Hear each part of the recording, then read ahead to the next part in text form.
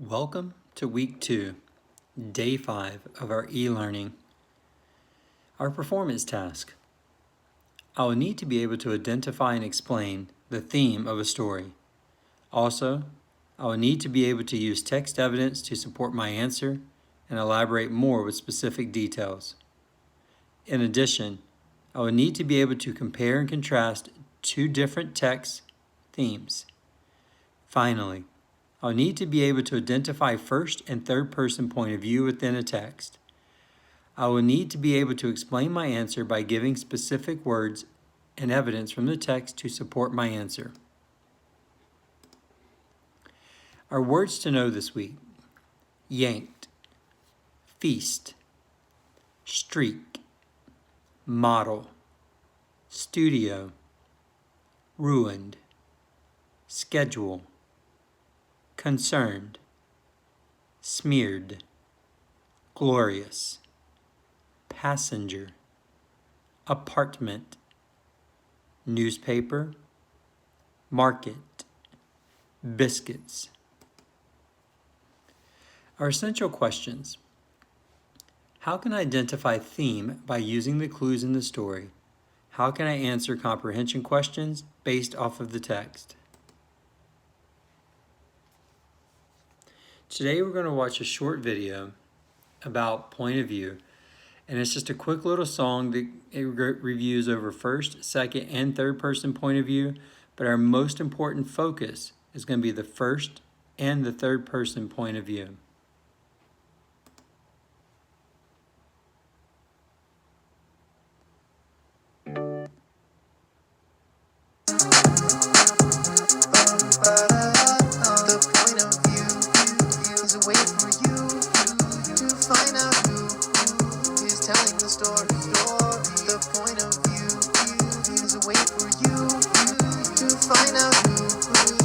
Telling the story. I came to dance, I came to party, and I wrote this verse in the first person, cause it's all about me. I'm gonna tell you what I feel, think, and see. When I write in first person, I'm the narrator of my own story. What's the point of view? What's the point of view? What's the point of view?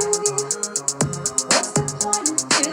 What's the point of view? We got first person, second person, third person too. He came to dance, she came to party.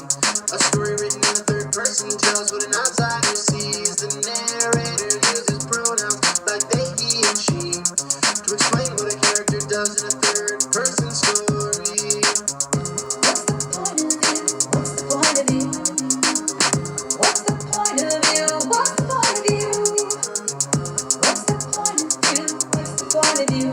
We got first person, second person, third person too. You came to dance, you came to party, and you're now listening to a verse written in the second person POV.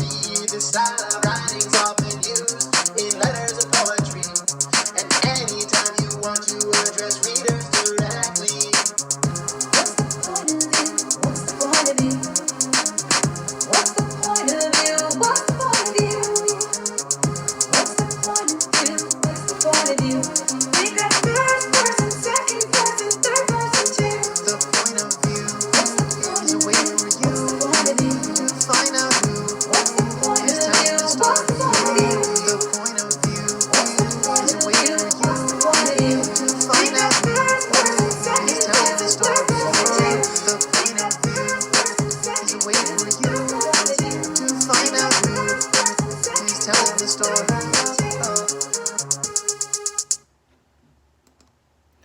The next part of our lesson is going to be focusing on point of view work that we're going to do as a group.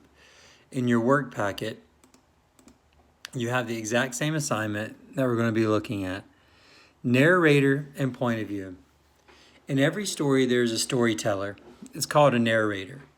The narrator tells the actions, the characters, and the setting of the story. In fiction, the narrator is not the same as the author.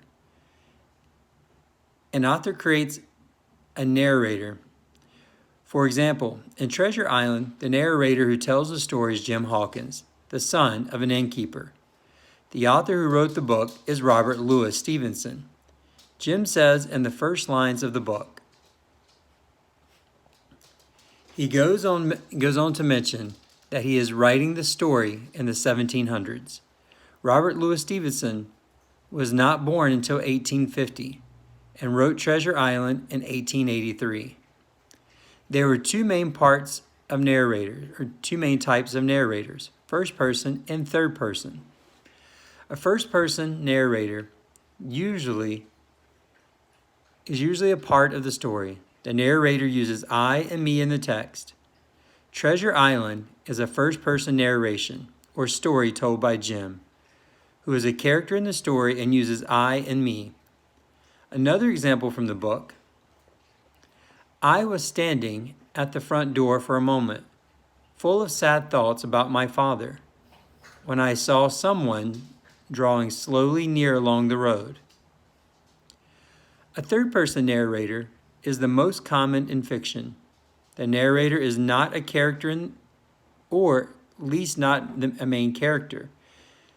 The narrator watches what's going on, but does not take part in it.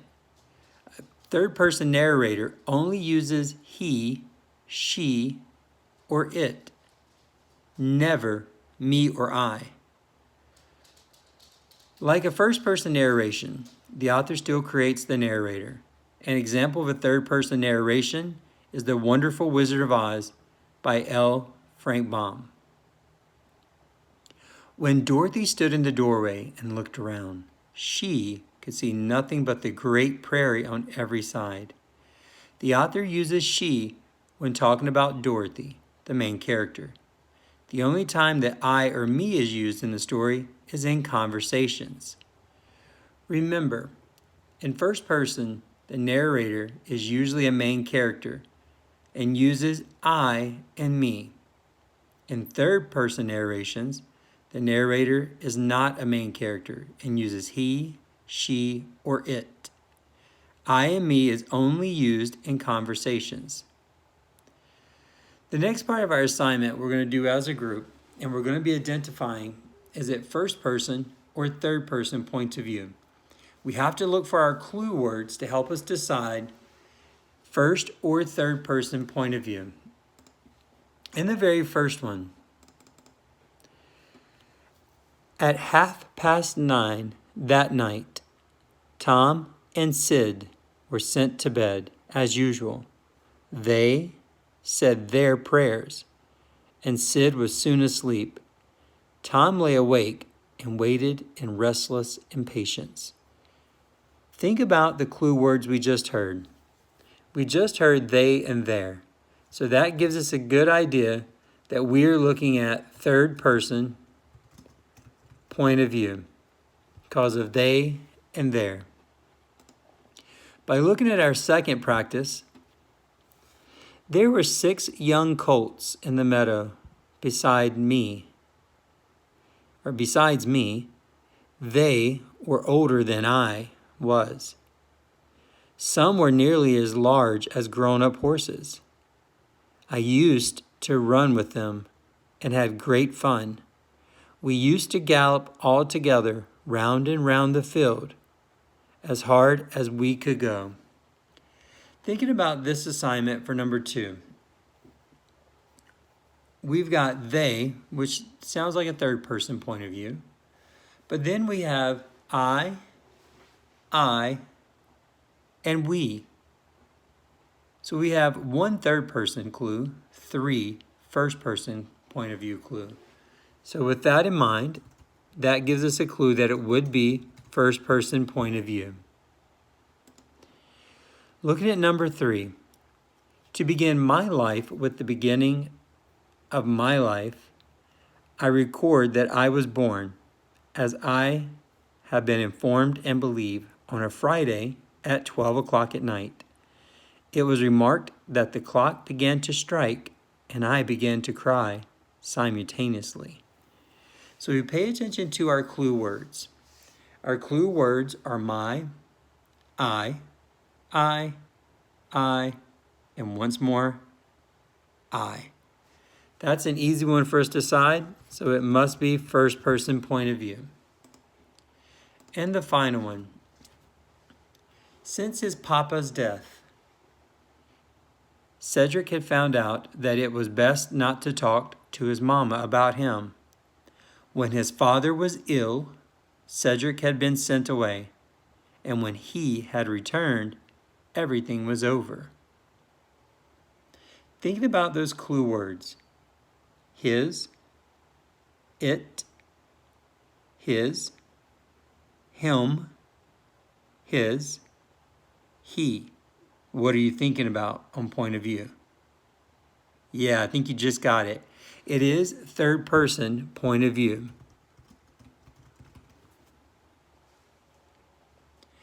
On your assignments today, we're going to be focusing on the part where it says change the point of view, first person and third person. I want you to take time to read the short passage. Once you get done reading it, you're going to realize that the passage is either going to be in first or third person point of view. Pay attention to the clues of the passage. You're not going to copy the passage. You kind of need to rewrite the story, but change the point of view. So if it's in first person point of view, where the person is saying I or me, or we or us, or ours, you need to change it to he, she, they, them, their. So take time to do this on your own. And once you finish, you'll continue with the lesson, because you can type your work right there on your screen. And now I'm going to take time to read to you the reading passage that you're going to work on today. That's going to have 6 questions that go with it.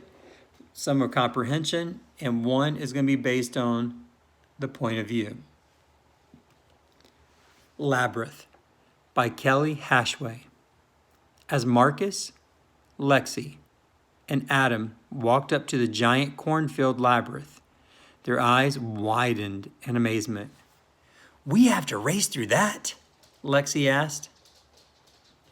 Adam nodded. "The team with the fastest time wins." But it's all chance, isn't it?" Lexi asked. "You just keep wandering around until you find the way out." "Yeah, and turn around every time you come to a dead end," Adam said. "But we have as good a chance as any other team." Marcus was quiet as he stared at the entrance to the maze. He wondered if the game really was about chance, or if there was something more to it. Marcus,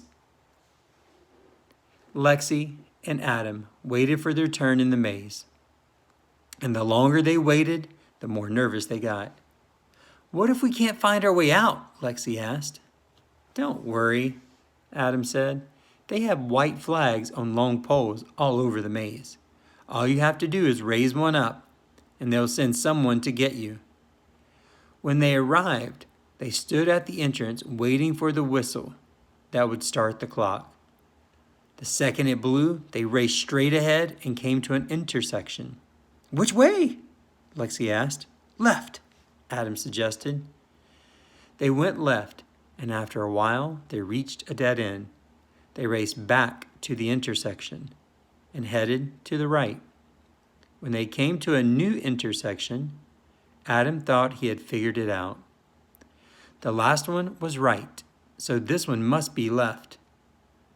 They raced to the left, but were met by another dead end. They backtracked again. Adam insisted left had to be the next after 2 rights. And this time, he was correct. But after a few missed tries, they discovered the next 2 turns were left as well. Marcus stopped when they came to another intersection. Right, right, left, left, left. "What?" Lexi asked. "I think it's a pattern.